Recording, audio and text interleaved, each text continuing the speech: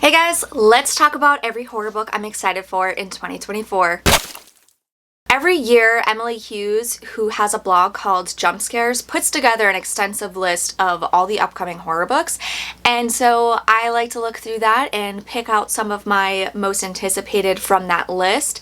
But there are so many books coming out next year, so if you want to look into the list yourself, I'll link that for you down below. But let's get into it. The first book I'm excited for is Midnight on Beacon Street. This is by Emily Ruth Verona and comes out on January 30th. This is a horror book set in the 90s. And it centers on a babysitter who is babysitting two kids, and I believe somebody breaks into the house and she has to save them. It's described as a throwback to slashers of the time, which I'm very excited about. I love old school slashers, and just that simple basic setup, there's something about it that gets me so excited. It makes me think of When a Stranger Calls, which is the one where the babysitter is babysitting and she gets a call from a random stranger and it turns out he's calling from inside the house. The next one I'm excited for is called The Winslow Sisters, and this is by Michael Aronovitz, I don't know. It comes out in January also from Cemetery Dance, and it's about a serial killer who murdered 13 college co-eds in early 2018, impaling them all along the highway, which is insane. And apparently they called him the Scarecrow Killer because he would set their bodies up like scarecrows. I don't know, it sounds interesting. I like the vibes there. I like a serial killer story, so I'm interested in checking that one out as well. The next book I'm excited about is Among the Living from Tim Lebbett. This comes out February 6th. This is set in the Arctic where something is unearthed from the ground, which sounds absolutely terrifying, and that's all I need to know. It sounds like a creature feature set in cold climate. I love wintry, cold climate stories. I think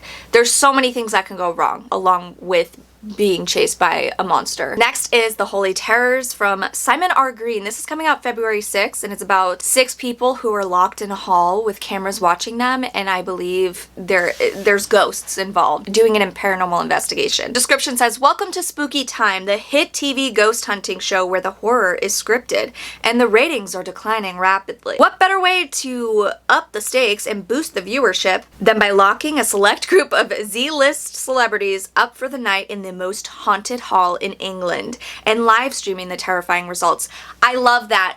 It's giving episode 13 meets Ghost Adventures meets like Big Brother, Celebrity Big Brother. Love it. Reality show ghost hunter situation gone wrong. I'm in for it. Not really sure about this one because I'm kind of over post-apocalyptic stuff, but it's described as The Last of Us meets Bird Box. It's Your Shadow Half Remains from Sunny Moraine. This is out February 6th from Nightfire, and it's set in a post-apocalyptic world where eye contact causes people to spiral into a deadly violent rage.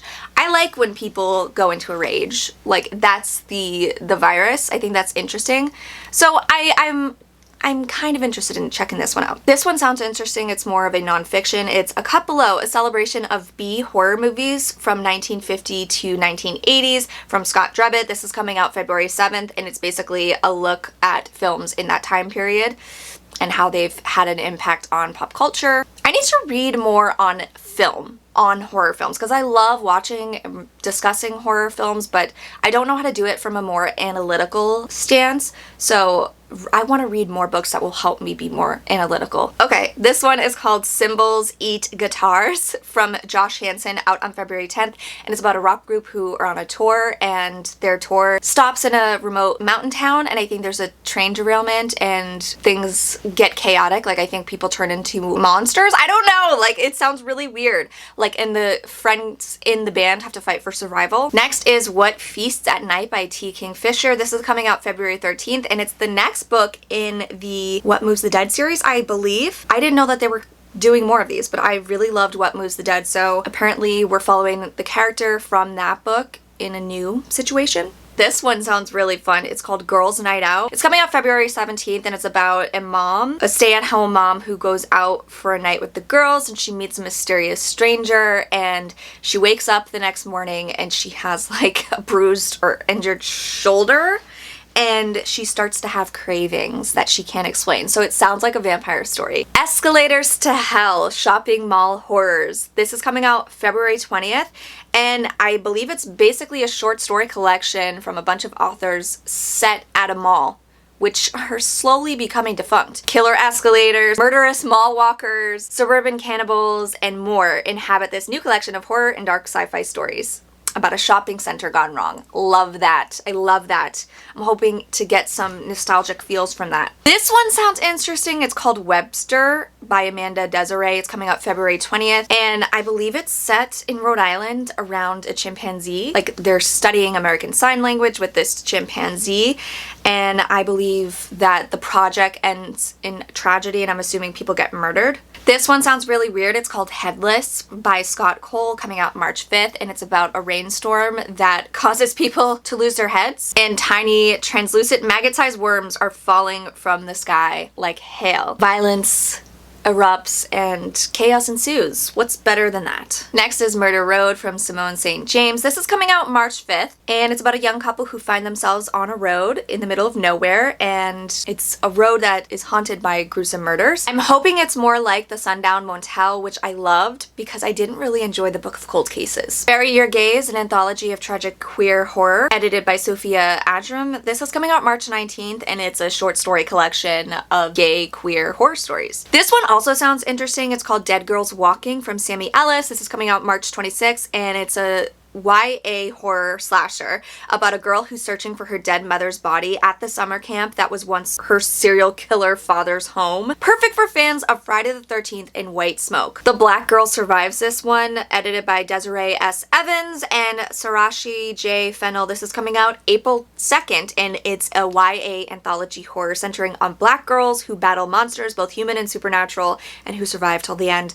I love that. A Better World by Sarah Langan. This is coming out April 9th. She's the author of Good Neighbors, which was a weird book about suburbia. And this seems like it's a similar type of story. It's a satirical thriller about a family's odyssey into an exclusive enclave for the wealthy that might not be as ideal as it seems. The Gathering by C.J. Tudor comes out April 9th, and this is set in Alaska, and it centers on a detective investigating a grisly crime, small town secrets, all of that fun stuff. It sounds good. Like I said before, I love Arctic, Alaska set horror. The 4th season of True Detective is set in Alaska, and it features people who died, and they're investigating a series of murders, and I just love that stuff. I just love when it's set in Alaska. Bad Dreams in the Night by Adam Ellis. It's coming out April 16th, and this is like a graphic novel version of Scary Stories to Tell in the Dark. It's a collection of original horror story tales that are packed with urban legends, terrifying twists, and delightfully haunted stories by one of the biggest stars in webcomics. Next is The Day of the Door by Laurel Hightower. This is coming out April 23rd, and this is a novel. This is about 3 grieving siblings who confront their manipulative mother after learning of her participation in a popular paranormal television show designed to dramatize the most traumatic day of their childhood. It's described as The Haunting of Hill House meets A Head Full of Ghosts. I'm into it. Laurel Hightower is one of my favorites. She's an incredible writer, so I'm excited that we're getting a full-length novel from her. Mother Knows Best, Tales of Homemade Horror, edited by Lindy Ryan. This is coming out May 7th, and it's a collection of short horror stories and poems inspired by bad mothers from some of today's fiercest women in horror, including Rachel Harrison, Gwendolyn Kist, Christy DeMeester, and more. The House That Horror Built by Christina Henry is coming out May 14th. This is about a single mother working in a gothic mansion of a reclusive horror director who stumbles upon terrifying secrets. Yes, this sounds like Night Film, where a person is looking into the mystery of this notorious horror director. You Like It Darker by Stephen King is coming out May 21st. This is a new short story collection from the King of Horror, and this one includes 12 new stories. There's also one that doesn't have much about it, but the cover looks really cool. It's called I'm Sorry If I Scared You by Mae Murray, and it's her or their debut novel. Small Town Horror by Ronald Malfi is coming out June 4th. 5 childhood friends are forced to confront their own dark past as well as the curse placed upon them in this horror masterpiece from the best-selling author of Come With Me. It sounds very much like It, like childhood friends return later in life to face the monster of their past, of their childhood. Give it to me, Ronald. I love Ronald Malfi. This one I am so excited for, just for the cover alone. It's called Horror Movie, and it's from Paul Tremblay. This is coming out June 11th, and it's a chilling twist on the cursed film genre, which is a genre I love. I've done a video on it. I'll link it up here, down below, wherever. Here's the plot. In June 1993, a group of young guerrilla filmmakers spent 4 weeks making Horror Movie, a notorious, disturbing art house horror flick. The weird part, only 3 of the film's scenes were ever released to the public, but Horror Movie has nevertheless grown a rabid fan base. 3 decades later, Hollywood is pushing for a big budget reboot. As always, the man who played the Thin Kid is the only surviving cast member. He remembers all too well the secrets buried within the original screenplay, the bizarre events of the filming, and the dangerous crossed lines on set that resulted in tragedy. His memories flood back, and the boundaries between reality and film, past and present, start to blur. But he's going to help remake the film, even if it means navigating a world of cynical producers, egomaniac directors, and surreal fan conventions. Demons of the past be damned. But at what cost? Horror Movie is an obsessive, psychologically chilling, and suspenseful feat of storytelling. Blah, blah, blah. I'm excited. I love that. It sounds like a movie, kind of like Cannibal Holocaust is what they were filming. It's a cult classic, but it has a lot of darkness to it because there's like, the director went to court because everybody thought it was real at the time and that the people who died in the film died in real life. It sounds like it's blending his book or the kind of storytelling elements of A Head Full of Ghosts, which I haven't read yet, but I need to. I'm also really excited about this one, another horror movie-centric story. How to Make a Horror Movie and Survive by Craig DeLuey. This is coming out June 18th. It's a horror novel that sees a famous 80s slasher director set out to shoot the most terrifying horror movie ever made using an occult camera that might be and probably is demonic. Craig DeLuey quickly became a favorite author of mine last year with episode 13. Loved it, and that sounds like it's kind of using the similar storytelling techniques there as well. I'm hoping there's some found footagey mixed media elements in this, and this and the Paul Tremblay book, my most anticipated of the year, and that Christina Henry one, and Midnight at Beacon Street. Because they're all like kind of throwbacks to horror movies of the past. They're all centered around horror stories, horror movies, kind of. And we have Middle of the Night by Riley Sager coming out June 18th. This focuses on a male protagonist, which is what makes me excited because he sucks at writing female protagonists. So he listened, apparently, so now he's focused on a male protagonist. A man must contend with the long ago disappearance of his childhood best friend and the dark secrets lurking just beyond the safe confines of the picture-perfect neighborhood. Okay, Riley. We'll see how it is. Ooh, this one sounds interesting. We Used to Live Here by Marcus Klewer, I don't know. June 18th. This is described as the turn of the key meets Parasite, and it's a debut from a Reddit story. Soon to be Netflix movie. Okay. Starring Blake Lively. It's about 2 homeowners whose lives are turned upside down when the house's previous residents unexpectedly visit. Are they ghosts? Incidents Around the House by Josh Mallerman is coming out June 25th. It's a chilling horror novel about a haunting told from the perspective of a young girl whose troubled family is targeted by an entity she calls Other Mommy. Other Mommy. Ew. Hell Pig, which is by Anthony Engbretson, is coming out July 14th. Something is ripping its way across the sandhills of Nebraska, and one small town will never be the same. I'm hoping it's a pig, a deadly monstrous pig that's just killing people. Please. I Was a Teenage Slasher by Stephen Graham Jones. This is coming out July 16th, and it's another like horror movie-centric slasher story. It's set in 1989 in Texas, a small West Texas town driven by oil and cotton, and a place where everyone knows everyone else's business. So it goes for Tolly Driver, a good kid with more potential than application, 17, and about to be cursed to kill for revenge. The Deading by Nicholas Billardus, coming out July 23rd.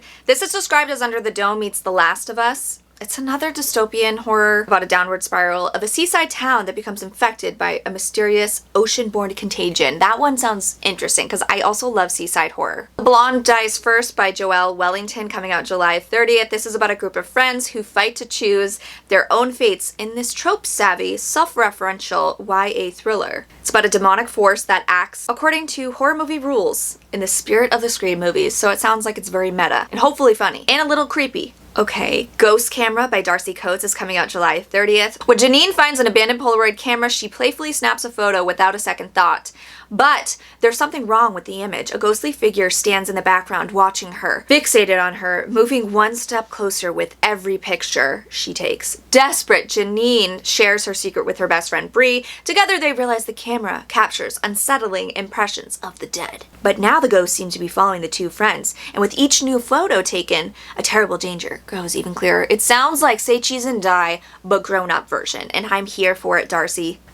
Bigfoot. It Came from the Trees by Ali Russell, coming out July 30th, and this is The Legend of Bigfoot gets a bone-chilling update in this scary story about a young girl and her scout troop who are willing to brave the woods to find her missing friend. No one else will. And you know what? I think Bigfoot took that little girl. And I hope we get some Bigfoot action in here. Stay on the Line by Clay McLeod Chapman. This is coming out July 30th. Set in a small coastal town that's devastated by a hurricane, and the survivors who gravitate toward a long out-of-service payphone in hopes of talking out their grief and saying goodbye to loved ones, only for it to begin ringing on its own. Ooh, that sounds really interesting. And also, I think this is inspired by an actual thing. Like, I've read a story about this years before. Like, I think in an Asian country where people use this to grieve, they would call people, their loved ones, on a payphone and have conversations with them. So that's an interesting element.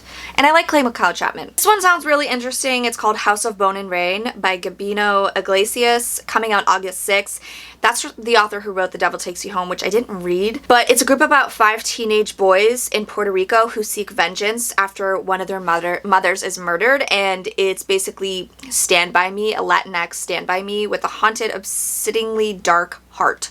I'm guessing it's gonna be fucked up, dark, brutal, bleak. It's gonna make me feel great. This is another interesting comparison. The Rule of Three by Sam Ripley, coming out August 6th. It's described as the Whisper Man meets the paranoia of the Blair Witch Project. About an urban legend coming true. That's all I need. That's all. Just mention the Blair Witch Project anywhere, even if it has absolutely no similar qualities to the Blair Witch Project, I will read it. Dear Hannah by Zoja Stage, coming out August 13th. This is a sequel to Baby Teeth, in which a grown-up Hannah, the baby from Baby Teeth, is dealing with her stepdaughter's bad decisions and the inevitable and possibly fatal repercussions. Okay, I'm scared.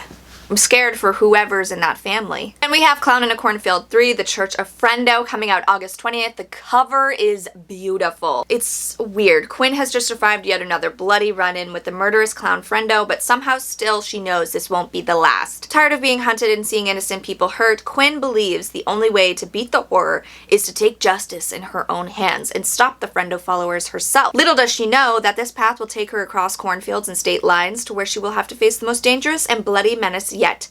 True Believers. I fucking love the Clown in a Cornfield series. I think it's really fun, and I love how the story is adapted over the last 2 books. The Queen by Nick Cutter is coming out August 27th. This is about a young woman searching for her missing friend and uncovering a shocking truth, and I'm hoping it's gross and weird. I didn't like Nick Cutter's last book, The Handyman Method, though, but I have a feeling he didn't really write that story.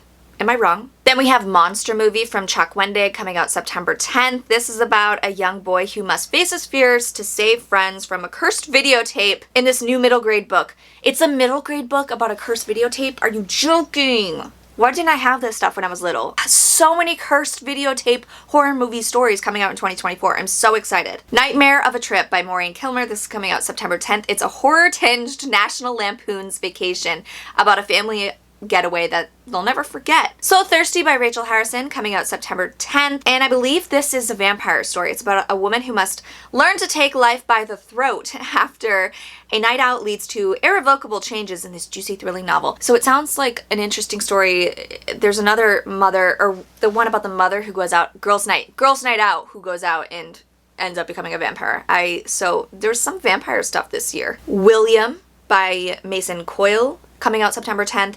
Psychological horror meets cyber noir in this delicious one-sitting read. A haunted house story in which the haunting is by AI. AI gone wrong, man. It's gonna happen. The robots are gonna kill us all. I can't say this word, and I've said it before on here, and people were not happy. Cicada, I think. It's a bug, but that's the name of the book by Tanya Pell, coming out September 24th. It's about a girl who's stranded in a rural horror film festival about a giant killer cicada and can't decide what's worse, the movie or her idiot boyfriend. the boyfriend probably, until she realizes she's starring in the bloody sequel when people start dying and the locals won't let them leave. Yes, yes, yes, yes. What is with this horror movie stuff this year? I'm all here for it. Rest Stop by Nat Cassidy is coming out October 15th. A young musician finds himself locked inside a gas station bathroom in the middle of the night by an unseen assailant, caught between the horrors on the other side of the door and the horrors rapidly skittering down the walls inside. I love it. Isolated, locked room horror. Nat Cassidy is really unique, so I like his stuff. I'm interested in this one. And there you have it. Those are all the horror books I'm excited for in 2024. We have a lot of horror movie centered stories, cursed object stories, which I'm so excited about. I saw a few vampire stories in there as well. A lot of short story collections and a lot to look forward to. I'm so excited. I think this is going to be a good year. I think I'm going to get a lot of good reading in. Let me know what books you're excited for this year, if any of the books I mentioned are also on your TBR list. And yeah, thanks so much for watching, guys. I'll catch you next time. Bye.